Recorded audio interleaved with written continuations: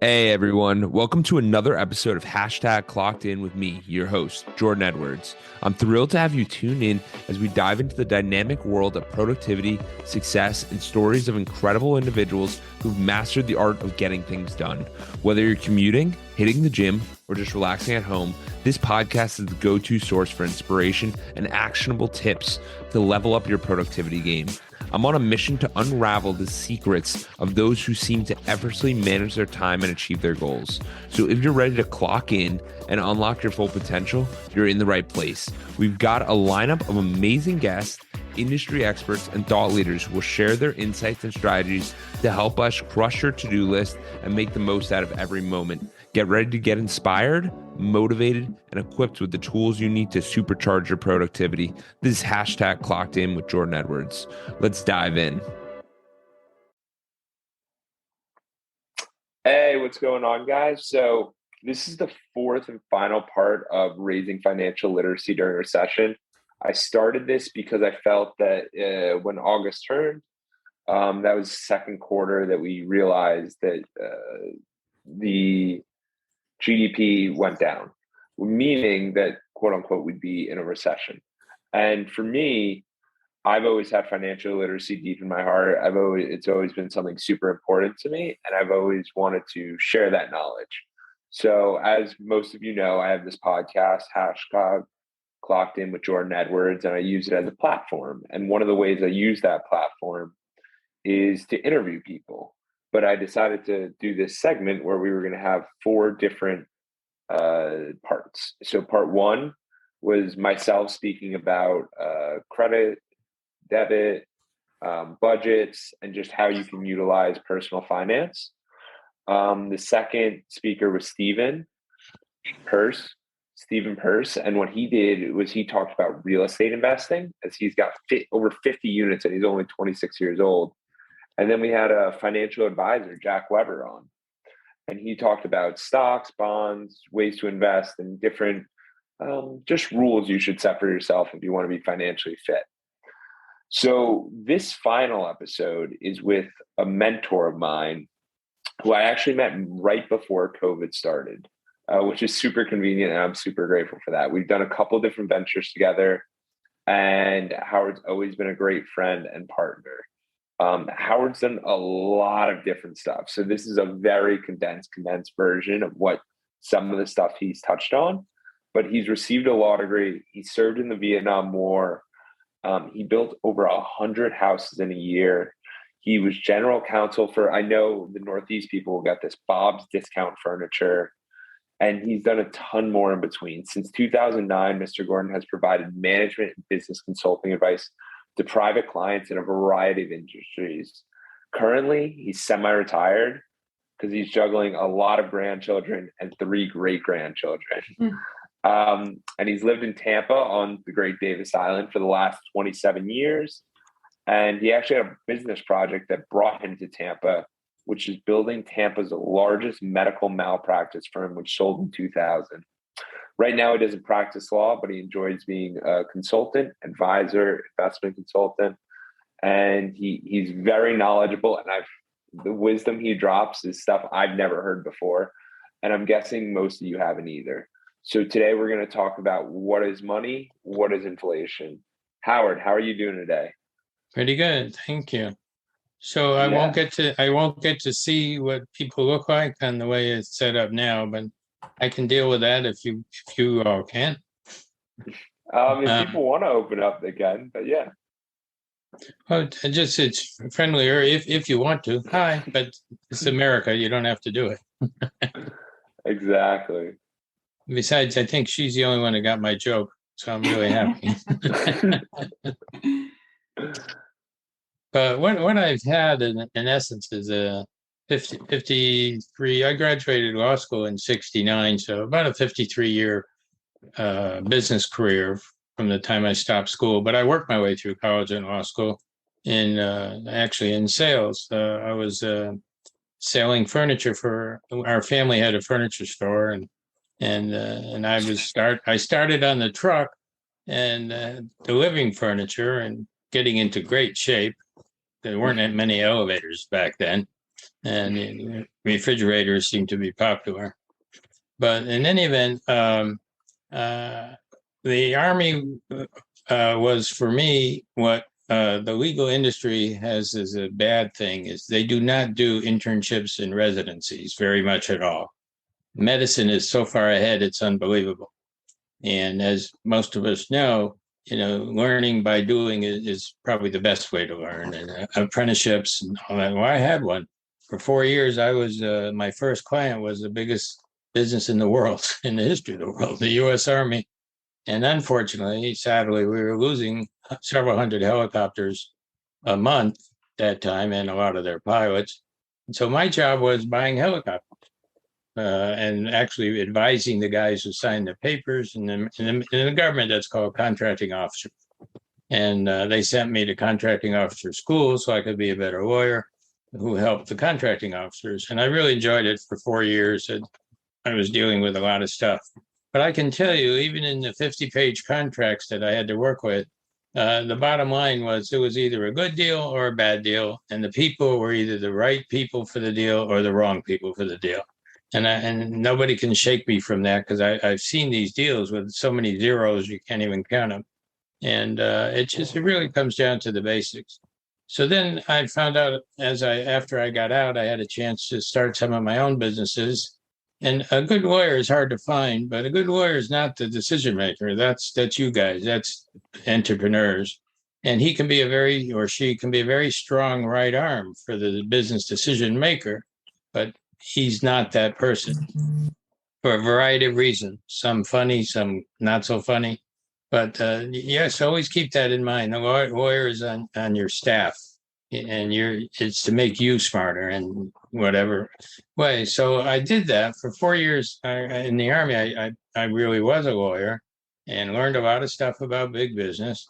And then after that, though, I found out my personality, the DNA side of me, was more entrepreneur than typical lawyers. So on the other hand, I wound up doing several things after that. What they call a serial entrepreneur is probably me, and I include maybe say 6 or 7 businesses, 2 of which were law firms. And Jordan's right. The last business I put together was in Tampa because of a business opportunity, and as you all know, you can't determine where the breaks are going to go. Some of them help you, some of them hurt you, but life includes breaks, real life, as a factor. So I did that and then retired in 2000, and to the year 2000, to become more of just an advisor to people who needed to really learn more about due diligence.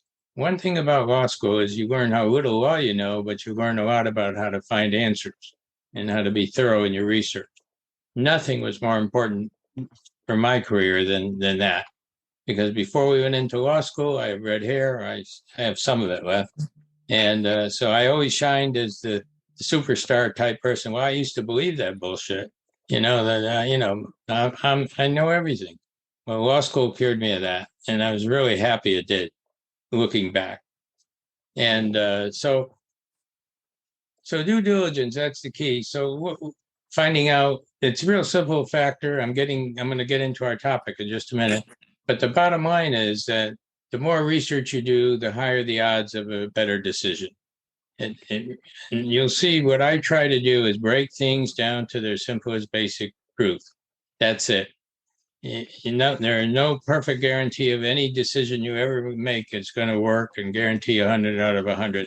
The trick in life is to go for a high batting average, and you get a higher batting average in your decision making, whether it's for money, for love, or whatever is the stakes, if you do your research. And so with all that, I also had a chance to observe a lot of stuff, and I was always very interested in big words like inflation and capitalism and money and all this stuff. And so it became kind of a hobby of mine to try to figure out what all this meant to me right here on this earth. And so if I were to ask somebody what would be the definition of money, for example, who would be bold enough to try to take that on and give me a 1 or 2 sentence answer? I'll give it a wheel. Wait, can you hear me? Yeah, sorry. Yeah.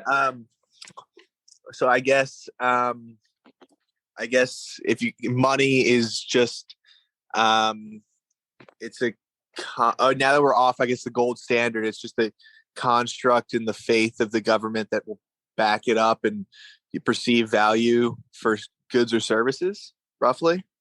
It's a good start. Covers a lot of ground. Anybody else want to take a shot at it? I mean, you're dancing all around it for sure. I know some interesting words that you might find interesting. You might find interesting when I answer you back. But is there anybody else who wants to just throw in something that when they think of money, what do they think it really is? Exchange of value. Well, that's a money transaction. But what's the money itself?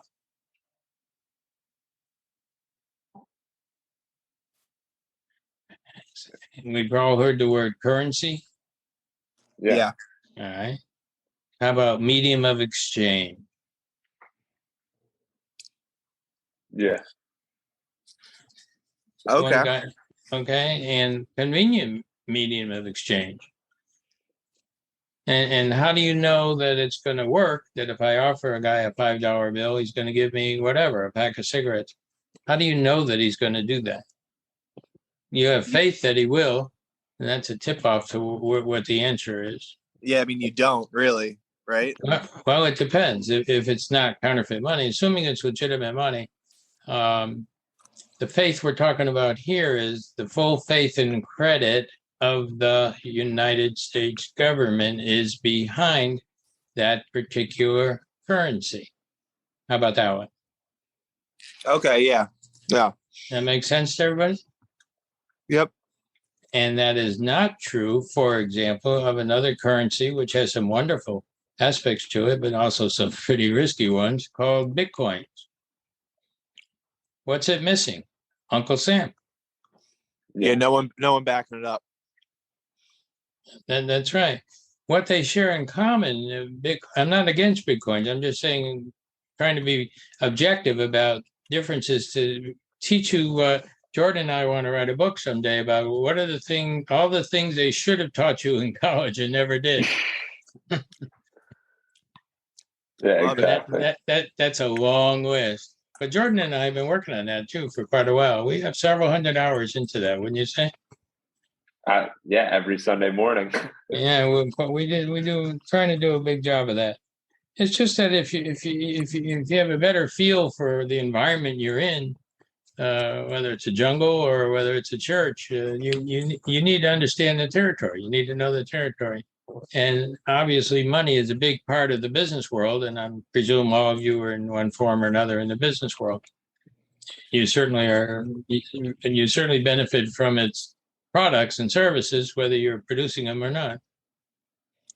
But that's another little interesting thing that reminds me that I didn't saying. I want to say right now that when we say producing goods and services, a lot of people think there's this thing in our country called you have the producers and the consumers.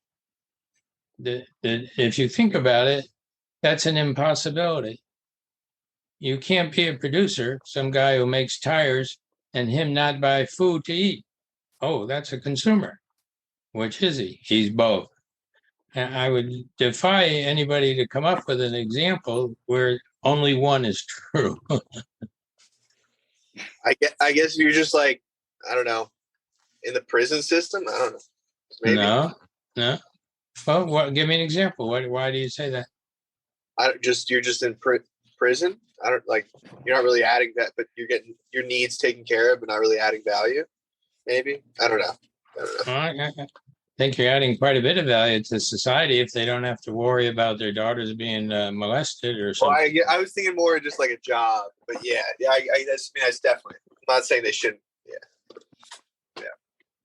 These aren't trick answers, but they're answers that are going to really get you thinking after we're through tonight, because they're some of the biggest things in our world that we have to deal with, and we don't really get a good grounding in them. And part of it is nobody's fault, is that words have limitations. And one of the things I did learn in law school was that words have limitations. So you have to know the context in which the word is being used, even if you, in other words, or you don't really know what he's meaning. So if you guys have seen any kind of contracts at all, and I'm sure you have, in the bigger contracts, the first couple of pages are usually definitions. And they say, for purposes of this agreement, X means this. And you have to do that because our language itself, you can have 50 different meanings. If I say the word love, or baseball, or sex, 15 different meanings can come to mind in 2 seconds. And so you getting to be more precise in your thinking at the same time you're going deeper in your research are very strong ways to improve your batting average, which is, your decision making that's going to affect career decisions, the most important decisions of your life. So that brings us back to money. So I think you guys kind of agree that it's with this currency thing, meaning something backed by the full faith and credit of, in this case, the United States government. Okay, so what else about? So that's why people will take it. But what about how much is how much it's worth? Now and I'm leading you on to something that is how much it's worth has a lot to do with things like our friend inflation. So let's play with me a little bit here. What is the definition of inflation? Well, let's have somebody who hasn't talked yet take a shot at it.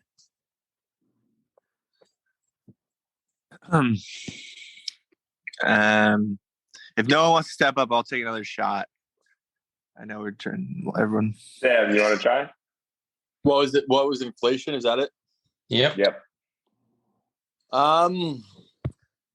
I guess what I would say inflation is the perceived value changing to a higher amount than it was previously. So the change in that perceived value of things, and that can be related to a lot of catalysts. The change in the perceived value. Well, if you looked up the word inflation in the dictionary, one of the things you'd see some kind of language along the lines of an art of increasing something, inflating. How about a football? From squash to now it's a football. From squash now it's a basketball. Whatever it is, that's where we use that word quite a bit, right? Yeah. So I'm trying to lead us down a path to lead you towards how does that apply to our money? Our topics tonight are money and inflation, and getting you. My goal is to get you better grounded in what is money defined in a common sense kind of way, and what is inflation defined in a common sense kind of way. And right now, I'm talking about how they relate to each other. Your money has less value now as products inflate. Is the product inflating, or maybe the price of the product? The price of the product's inflating, therefore you have less purchasing power, less value of what you could purchase with that same dollar. So if your rate of revenue is not increasing, you have less purchasing power based on the inflation of the economy's pricing. All right. You're real close, in my opinion. I'm not God here, I can be wrong too, but these are just things that have all been consistently proven to me over my career. So let's go back to you. And so be more specific if you can. And what is being inflated? Are you saying the price is being inflated? Well, the prices, that's part of it is, yes, the prices are being inflated. Okay. What I'm going to suggest is that the terrible part of inflation is what's being inflated is the money supply. So now instead of an economy who has a gross national product of, say, $1 million and has a money supply of $1 million, now somebody maybe called the federal government, says, well, we need money for another project. And even though our GNP is only $1 million, kind of justifies $1 million in money. So people don't have to buy machines. They can do whatever they need to do with money because it's so convenient. But maybe that's part of it. You see where I'm heading? Hey, so Howard, let me, since I'm also an older guy than the other people in the room, I'm 60, I'm not quite 77. I'll bring it all the way back to women leaving the home and going to work. And now with double incomes, there was more money in the household. So therefore the prices were inflated because we had more money coming into the homes. And now women have to work and it's very difficult for them to stay home with their children. What do I you agree. think about that comment? I agree with part of it, and I disagree with part of it. Okay. So, see, I don't think how much money you make. In order to make money, the last I heard in my career is that you have to either earn it, produce some good or service. Your labor can be a service. That's and you're selling it for $10 an hour, whatever it is, or $100 an hour. Yeah. How Yes, about sir. you share the story we discussed with the farmers? Well, I'm going to get to that. I'm going to get to Okay. that. But what I'm getting at now is I'll make a statement. In my opinion, you can't make too much money as the fall guy for it. What you can do is, and this is what triggered the Nazi Germany, one of the main reasons Hitler was so successful in getting his points across and turning normal people into concentration camp guards. That whole thing there was because in Germany at the time, they suffered from a hyperinflation. And there was a phrase, I don't remember how it goes exactly, but it's something along the lines of the bushel basket of money was required to buy a loaf of bread. So what's happening is the money supply, the money itself, is becoming less valuable. And the worker guy, he's working his butt off, and if he or she, and they make extra money, but the pricing of stuff goes up so much because each dollar is worth less in inflation, which makes it a really vicious thing for people who played the game by the rules, worked 30, 40 years, got a retirement. And what comes with a retirement? A fixed income. So now you got a fixed income and you're $4,000 a month.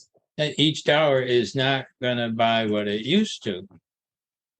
Okay, it's one thing.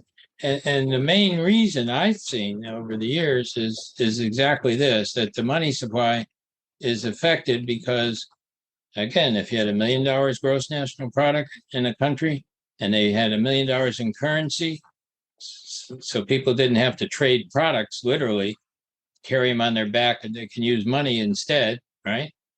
Okay, then you're better off. And then if you don't,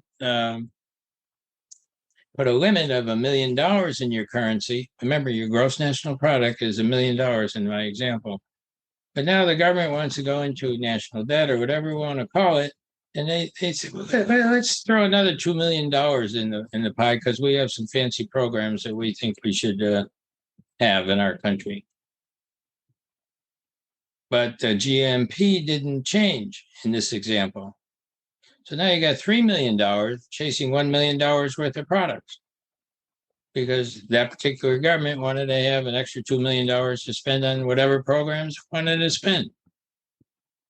What do you think about that as a possible logic?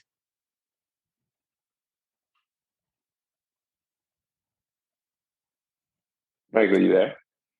I'm sorry? I don't hear I didn't know if anybody. you were asking me because. Oh, yeah, Mike, you're the one that I was talking to. Yeah, Yeah. so I hear you. And then so my question is, is there manufactured inflation? Or the example that I gave, someone says, well, now they have dual income so they can afford it. So there's price gouging that comes in, which is manufactured inflation as well. Or economic situations where is there really a shortage economically, or we're not pumping enough oil, so those prices are going up? Or is it all just pinned to the fact that everybody got checks for staying home and now we have to, everybody's overcharging and the prices are going up to pull that money out of the economy? So I think there's multi-level layers, honestly, and different factors, that are layered in, and what's true inflation, what's manufactured inflation, what is global pandemic inflation. So, but I think this is really something I wasn't thinking about, and I thank you for bringing all this up. You're welcome. I'm going to stay on it a little bit more. Same thing. So it's very simple. Some of my younger grandchildren, I'm talking 8 to 10 years old, could easily agree that if you got $1 million productions and you got $1 million of chits or money or whatever you want to call them to represent those productions, so you didn't have to haul the products around all the time, you can use money instead, they would understand that. If I said to them, oh, by the way, now we're going to create $10 million of chits or money, whatever you want to call it, but the country's GNP isn't changing any, then I don't find that hard to understand and empathize with what happened in Germany, because when things go horrible, guess what? The smart maniac, like Hitler was, looks for a fall guy. He said, and the Jews are the ones that are in charge of most of the banks, so it must be their fault. And everybody bought it because they didn't really understand what was going on with inflation, which was the government was going crazy spending money it didn't have to build an army and do all kinds of stuff to get even with World War I. They wanted to do World War II. But the point is, no production, no money. Yes, production, yes, money. How much money? That's where you can get in trouble. The money should bear some resemblance to the amount of productivity involved in the country, the car, whatever it is, And because in terms of couple of your examples, the making of money per se cannot cause inflation. You have to earn it. Now, unless you don't earn it if you steal it. If you put a mask on and go to the bank and with a gun, and that is another way to get money. I agree. But other than that, I don't know any other way in a free country, which has prison systems that we got plenty of them, and judicial systems or third branch of government. I don't know any other way to get money legitimately other than earning it. And if both of you are working, the husband and wife, more power to them. That means a lot less time they'll have to spend with kids and do stuff together, and they're more the victims rather than the cause of inflation. And that's the point I'm trying to get at. That's the main point I'm trying to get at for the evening, frankly. So, Michael, what do you think about that?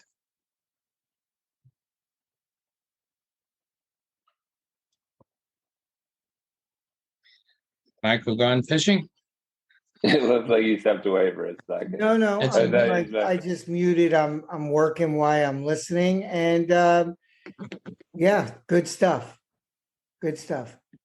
Well, I'm not trying to sell it. I'm trying to say what a shame you never heard this version before. I've heard it. I went to college and law school, and I had a professor that was wonderful to at least bring all these stuff on the table. And I asked Jordan if he ever heard anything even like it. Nope. I asked my grandchildren, and I've got 7 of them, I think, are already out of college. Nope. So again, I'm not trying to peddle it. I'm just trying to say, it seems to me that such and such, and money is a wonderful thing. It can be bastardized when people blame it for doing stuff, but it has no conscience. It's like, $1 million car. If you're a car guy and you got $1 million car, you're a pretty happy dude. On the other hand, if the $1 million car is being driven by an idiot, it's just going to crash. So maybe the driver is more important than the vehicle. Maybe and the guy who's got in charge of a bunch of extra money somehow through some stupid election or whatever, maybe he's the bad guy because he doesn't understand anywhere near the basics we're talking about, Mike. So you know what, Howard, this is, it's very thought provoking, and I appreciate you going back and forth with me, because I have different thoughts and I'm listening to your thoughts, but one of the things interesting, I was talking to Jordan today and you alluded to it and opened up this door for me, is saying now with money, we don't need to maybe trade, like, hey, you have apples and I have goats and you give me your goats and I'll give you your apples. And then the dollar or the currency now is that we have this currency backed by the US and we can do this. But I have actually been involved heavily in bartering since I've been, 20 years old and I'm 60 now.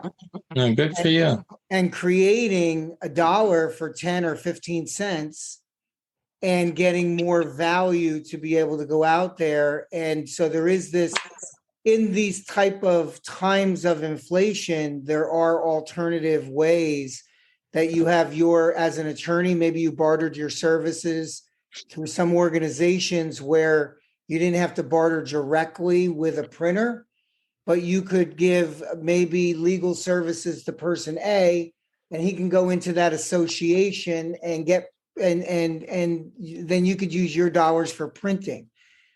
And so it's not money, but it's so that exchange of value and what I can create that value. So if I can create a dollar for 15 cents on the dollar, and I can teach you how to do that, and you're going to go and maybe get implants that are going to cost you $10,000 in money.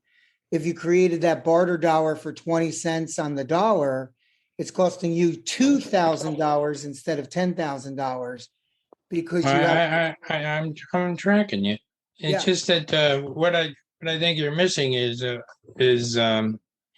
that you're confusing the definition of money with good horse trading and being creative. Well, if money is an exchange of, if you're using it to exchange for goods and services, money gets me a dinner. But if I have a barter dollar, I can go out to that restaurant and that restaurant takes those barter dollars and he may use it for an exterminator. That's in fact a separate money. It's a different currency. It's a separate currency. That's exactly correct. Right. Money that we're used to money with a guy's picture on it and it's green or whatever. That's one form of currency and it's backed by the government. And sometimes that's important. In your case, bartering, not necessarily backed by the government, but on the other hand, it just is a good way to do things. I'm not against that at all. I'm trying to say that a money supply is different. The NFTs are backed by Ethereum, right? So barter is backed by the dollar. Ultimately, it is. I don't see it yet. I'm not that much of an expert on the Bitcoin stuff, so I'll defer to you on that. Yeah, but the point is that I'm derailing you. I'm taking you off course, but I love the conversation. Yeah, well, it's been tried by experts, and I owned a trial law firm only because I was the best lawyer in the town, and I never tried a case. Wait to hear this. I'm an entrepreneur, so I raised several $1 million. I found the right guys, put a team together. The hardest thing I've ever learned to do is building the right team. And money guy is just one member of the team, and they need the other guys who know how to do the work. Well, that I was good at, and I was money management marketing. Those 3 M's are my personality. All right. So no, they don't teach you that in law school or in medical school. And so that's why I was able to find a big hole in the market in Tampa, getting off topic just a little bit. I'm coming right back. And the medical malpractice thing. How did I find the hole? Because I was in Connecticut at the time doing a business type thing. But somebody knew I was a lawyer and referred me to a case in Florida on medical malpractice. And I said, I can't even spell medical malpractice. What are you talking about? I haven't been a lawyer in 16 years. But on the other hand, I noticed an opportunity, a hole in the market, which is what us entrepreneurs look for. And then we see if we can build a team to fill it or if we should or shouldn't, which is where the due diligence comes in, if you're smart. So anyhow, that was my quick story to get me to Tampa and to say that the lawyers were not good organizers, and they're not. The management is nothing anybody's taught in law school that I know of, or or medical school, frankly, for that matter. And some of it's a DNA item. But the truth is, money is a medium of exchange, whether it's energies or no matter what it is, it's a medium of exchange. And if it's backed by the government, it's as the Bitcoiners have now found out, you're better off if it's backed by the government than if it's not backed by the government. And so, and as far as people earning money, two people at a time, I think that's sad, and I think they're victims. And I'm sorry it took me a while to come back to the topic. No, that was interesting. I definitely enjoyed the conversation as it developed. Mm-hmm. Well, we're not arguing a position. We're trying to just explain. The secret is communication and making sure that you understand what the other person's point is. And I understand your points, Mike. I certainly do. I've been surrounded by them all my life, and most of them are accurate. But sometimes mislabeling something can cause a lot of can slow you down in getting to the right answer that you're looking for, or you need to protect yourself from. I mean, it's nice to spend money on new programs, but there's an old saying in business that boils down to is your income match your outgo. Well, that's my style. Keep it simple, stupid. And I've built Bob's from day one. I was the lawyer who started it, and with my family, and it was, it does $1 billion a year, 50 something, 60 stores now. The principle is the same. Nothing's changed me because we did that. But anyhow, that's. I'll take a breath. I haven't taken a breath for 20 minutes. Jordan was counting. No, it was good. It was really informative. And I think the major part is that we realize that money is used as the currency of exchange, and it's backed by the U.S. government, which gives it the validity. Now, wait a minute, let me interrupt. And you're right. And how it's used, please think of that example I gave you guys of the, and ladies, of the car. It can be $1 million sports car, but you put a bad driver in there, it's going to crash. And that's money. When I built a lot of houses and borrowed construction loans like crazy, in the millions, and it worked out pretty good. The bank gave me money to use as a builder, a general contractor, because they felt I was going to use it wisely. And unfortunately, that's not a requirement for most of our politicians. Yeah, absolutely. And I think the one story that we spoke about really explains inflation well. It was the one with the farmer and kind of how the I think there's a little background sound, but yeah. You That was I was trying to raise the stakes a little bit, Jordan, by instead of saying 10 instead of saying 10 oranges and somebody else makes 10 apples, somebody else makes 10 automobiles, whatever the village makes. Okay, each person is trading back and forth with them. But I tried to zip it along on a country level by saying the GNP of $1 million. It's the same principle, whether it's one orange or GMP of $1 million. The issue is, does your money supply accurately reflect what you're actually producing or not? And if it doesn't, now we come back to my favorite part, which is the definition that I like of the word inflation. And what I like as a definition is an artificial increase in the money supply. So now if money is not tied to how much the country's really worth, what good is it? Yeah. So I know most people probably saw this yesterday.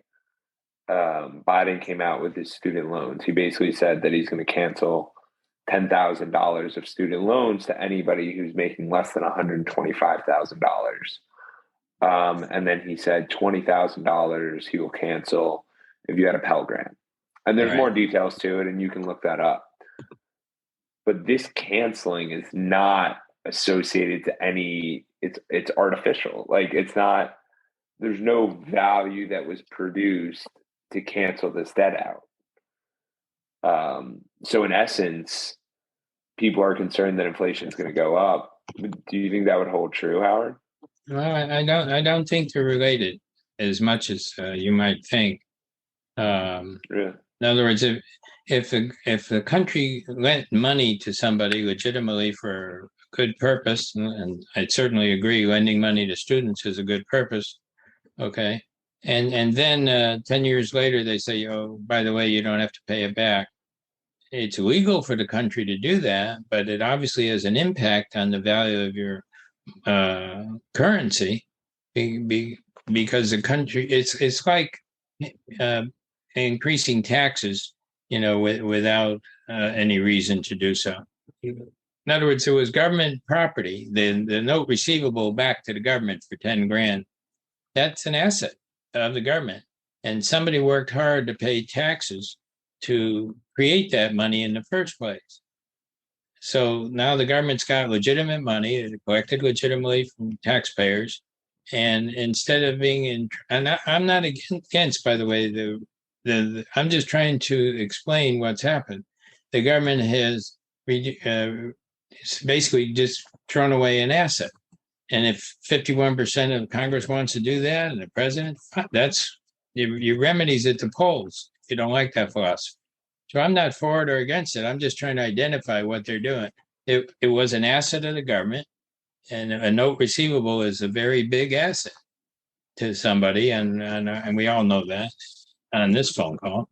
So I'm saying when you throw away an asset, it's fine if it's legal for you to do it. Just recognize there will be consequences. Now there's less of the United States net worth to guarantee other things it may want to do. Interesting. Yeah, it harms the country's balance sheet. Gets screwed up when somebody starts canceling debts right and left. And again, I'm not taking a political position on whether you should or shouldn't do it. I like the voting. I like democracy, and eventually, I think the voters wise up to whatever their position is, and they get involved more than. Unfortunately, some of them can't get involved because they're working 2 jobs just to make it. Yeah, absolutely. Now we're at the 45-minute mark, and we have 15 minutes left. So I know there's some people who haven't spoken yet, and I'm not sure if they'd be open to a question, or if you have a question come up, I'd be interested in hearing them. But I could start off. So, Howard, how do you think people should position themselves with this inflationary period? Like as we know, inflation's going up. Is there anything that people can do? Well, unfortunately, the way people get paid in our country is with American currency, which is, it's still the strongest in the world. So this is not a doomsday statement on my part, but it's not worth as much, and the buying power goes down. And that's if the prices were not going up. Like gasoline is pretty easy to see. The dollar, gasoline goes up in the price. It costs you more money. The real victim here again is the fixed income person who is now on a fixed retirement that they played by the rules, and it doesn't work as much anymore. My $3,000 a month, my $6,000 a month, whatever their annual retirement now is, the buying power goes way down in inflation. Yeah. And that's how I think that's a vicious game that most people don't ever hear about, never even think about. Absolutely. It's scary when you have your money that you're supposed to make and it's supposed to last you forever, and it becomes less worth. It doesn't have as much worth. It doesn't hold as much. But if you understand that inflation is artificially increasing the supply of money, you got more money chasing the same amount of goods. And obviously price is going to go up. Yeah. So if you hold it, then you can take that on. Yeah, it's just the government's the only one in our country that can control the supply of the money. The Fed has to do with borrowing rates and other things, but the real supply of money, artificially increasing the supply of money, starting a discussion, an intelligent discussion, no matter what the topic is, should always start with for purposes of this discussion, the definition of inflation is boom, whatever you want to say. And the one I'm using tonight is an artificial increase in the supply of money. Yeah, I completely agree. An artificial, yeah. Sorry, Jack. I thought there was a little pause there. I have another kind of question on, I guess it somewhat ties to inflation, but maybe more of an economic thing as a whole. Where do you see kind of the housing market in the next 18 to 36 months with, I mean, inflation, pricing, potential recession, kind of that, all that kind of circled into one? Well, it's if you're a scientist and you run an experiment, or when you ran experiments in high school, and if you had any lab courses, what's the most important thing is to control the number of variables, right? Yeah. So all right. Well, in this case, unfortunately, and things are so complex, we have dozens of variables that can affect real estate prices, whether it's single family, multifamily, or whatever. And not the least of which was the COVID impact of now people want to be home. They don't want to die. They don't want to go out and shopping if they forget their masks, they're going to die. So guess what happened? I have one of my friends, very good friends, wanted to have an indoor pool redone. She already had a pool. She's a very wealthy lady. Already had a pool. She wanted the indoor pool to be redone. It was 12 months before she could get a contractor to agree to sign his name that he would come and do her pool, even though she offered him extra money, cash deal, no financing, forget it. So what I'm saying is that's just one variable. COVID variable is a lot of impact on things that involve homes. Obviously, homes are maybe the biggest part of our real estate. So that's just one. We could sit here all night and talk about some more variables. The inflation factor is obviously a variable, and it's just these are topics that unfortunately people are working a job or two jobs and they don't have time to read the fine print. They can just read the headlines, and most of those are very shallow in understanding what's really going on. Yeah, no, I mean, yeah, there's really, I guess, only like the cliche, only time will tell, right? I guess, for lack of a better term. Well, that's true, but I want to tell you why I'm an optimist. At first, I have a lot of grandchildren, so I really hope I'm right in being an optimist. I want there to be a world for them. But if you look at the American spirit going way back to the time they dumped England, and fought the War of Independence, we really had that. Now, granted, this is a discussion aside from racial history, all right? But what they did do right was build an economy because they let the entrepreneurship, the freedom of starting your own business happen. You couldn't do that in Europe. If you had born into the right family name, no problem. But if you weren't, and God forbid you ever went under and your business failed, you went to jail, the debtor's prison. So to get an entrepreneurial economy going, they were smart, these guys, the Thomas Jeffersons and all that, when they created things like the bankruptcy code, where they said if the guy or woman goes bankrupt, played by the rules, no fraud, no violence, all right, then we're going to let them have a second chance. And why? Because they know that if you unleash the power of people having their own deal, then they're going to work harder. It's a practical matter. It's just ABC type of logic, in my opinion. And that's the principle. And then, so what happened was it worked so good that they had some extra money. The farmer who now made enough money in his crops where he was feeding his family, he had money for clothing and food and a little extra. Oh, he had a little extra. Well, if he didn't like earning 1% in the bank or whatever he was making then, what was his next job? His next job was to find somebody else, a younger person or whatever person that he could back with his money and not with his time.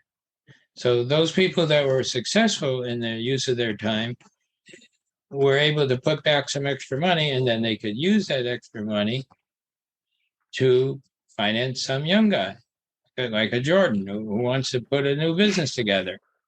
And that's what capitalism breaks down to. Somebody's made a lot of money, and now they want to use their money to make more money. Not a crime. However, it's very difficult.